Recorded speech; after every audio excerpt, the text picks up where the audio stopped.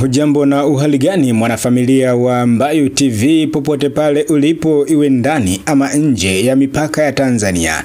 Katibu wa Halmashauri Kuu NEC Itikadi, Uenezi na Mafunzo wa Chama cha Mapinduzi CCM CPA Amos Makalla amesema upatikanaji wa maji Karatu mjini ni 79%, tofauti na kipindi cha miaka 25 ya nyuma ambayo maendeleo ya kusuasua jimbo hilo liliposhikwa na Chama cha Demokrasia na Maendeleo Chadema.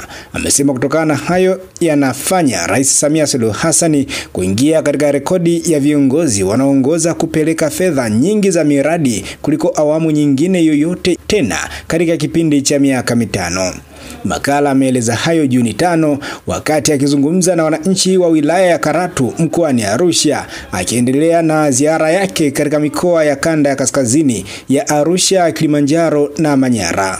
Namnukuu akisema kwamba kupitia mkutano huu na muomba Waziri wa Maji Juma Aweso atakuja hapa Karatu kushughulikia jambo hilo. Kule kwenye bwawa watakuja wana vifaa vya kutosha, na uzuri tunaye Waziri wa Maji kijana mwepesi na msikivu. Baada ya hotuba yangu atakuja Karatu, ameweza kusema CPA Amos Makalla akizungumza na wananchi wa Karatu.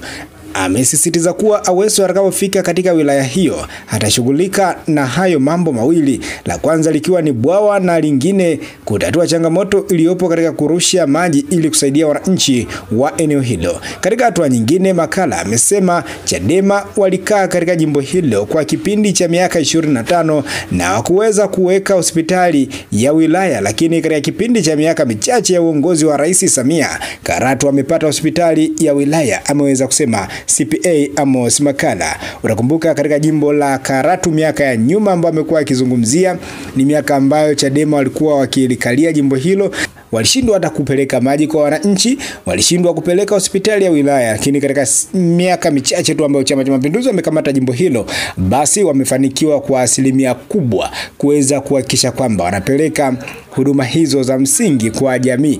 Wamehakikisha kwamba katika kipindi ambacho wenyewe wamekaa katika jimbo hilo, basi wananchi wa jimbo la Karatu wanapata maji ya uhakika, na nakwambia hapa kwamba asilimia za kupatikana kwa maji ni 79%.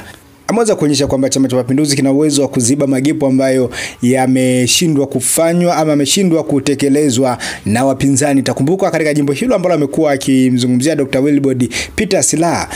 Huyu alikuwa ni mbunge wa jimbo la Karatu kuanzia mwaka 1995 mpaka mwaka 2010 alipochukua uamuzi wa kugombea kiti cha urais kupitia Chama cha Demokrasia na Maendeleo Chadema.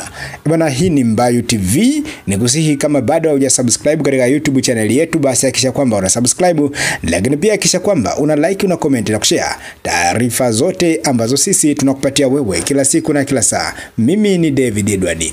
Uwe na siku njema.